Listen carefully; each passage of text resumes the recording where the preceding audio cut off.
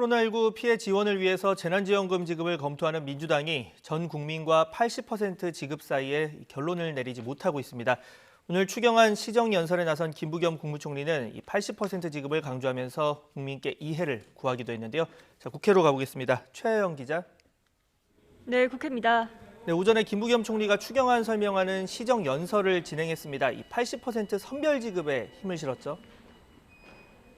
네, 김부겸 국무총리 지금 우리에게 필요한 것은 포용적 회복이라고 강조했습니다. 자신도 고뇌가 컸다면서 재난지원금이 소득 하위 80%로 결정된 데 대해선 현실적 제약도 있었다고 양해를 구했습니다. 직접 들어보시죠. 작은 차이로 지원금을 받지 못하시는 분들도 계실 것입니다. 죄송합니다. 기여만 하고 혜택은 받지 못한다고 섭섭하게 생각하실 분도 계실 것입니다. 이해를 구합니다. 앞서 당과 정부는 소득 하위 80% 국민에게 재난지원금을 주기로 협의했습니다. 하지만 민주당 내에서는 형평성을 이유로 전 국민에게 주자는 요구가 계속 터져나오고 있는데요. 이에 어제 의원총회를 열고 논의에 나섰지만 전 국민 지급 의견이 다수라는 점만 확인한 채 뚜렷한 결론을 내리지 못했습니다. 이 지도부 입장에서는 당내 요구와 정부의 반대 속에서 고심하는 분위기로 읽히는데요. 당이 일방적으로 전 국민 지급으로 밀어붙일 경우 정부와의 갈등 속에 또 독주에 나섰다는 역풍을 맞을 수 있기 때문입니다. 이에 따라 민주당은 오늘 시정연설을 시작으로 상임위별 예산안 심사가 진행되는 만큼 이 과정에서 정부는 물론 야당과도 협의해 결론을 내리겠다는 방침입니다. 네, 이번엔 민주당 대선 경선 상황 살펴보겠습니다. 오늘 예비 후보들의 마지막 TV 토론회가 열린다고요? 네, 사실상 마지막 예비 경선 일정입니다. 이 민주당 예비 후보 8명은 오늘 오후 TV 토론회에서 다시 한번 맞붙습니다.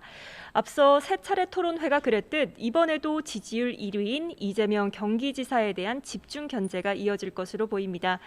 앞서 반 이재명계 주자들은 이 지사의 기본소득 공약 후퇴 논란과 이 여배우와의 스캔들 의혹 등을 집중적으로 캐물었습니다. 그래서 정책 토론회보다는 이 지사 청문회가 됐다는 비판도 나오는데요. 민주당은 마지막 TV 토론회를 끝으로 내일부터 여론조사에 돌입합니다.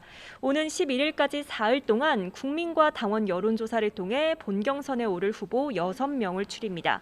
이어 12일부터는 본경선 일정이 막을 올리는데요. 지역 순회 경선을 거쳐 이르면 오는 9월 5일 최종 후보 1명을 결정지을 예정입니다. 네, 야권 대선 주자 동향도 짚어보겠습니다. 윤석열 전 검찰총장이 이재명 저격수라고 불리는 이 김영환 전 의원과 만난다고요?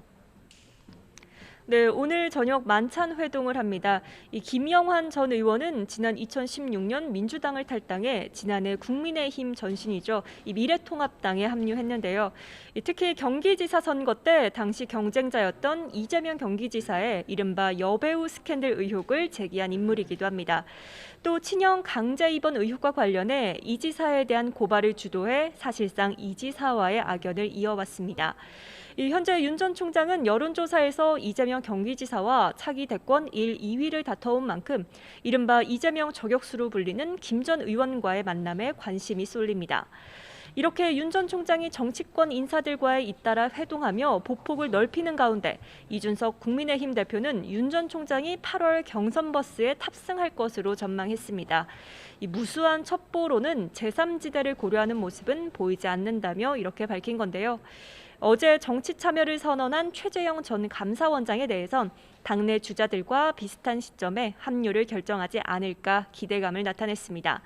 다만 최 전 감사원장은 오늘 부친상을 당하면서 당분간 공식 행보는 자제할 것으로 보이지만 이를 계기로 대권 도전이 빨라질 것이란 전망도 나옵니다. 지금까지 국회에서 전해드렸습니다.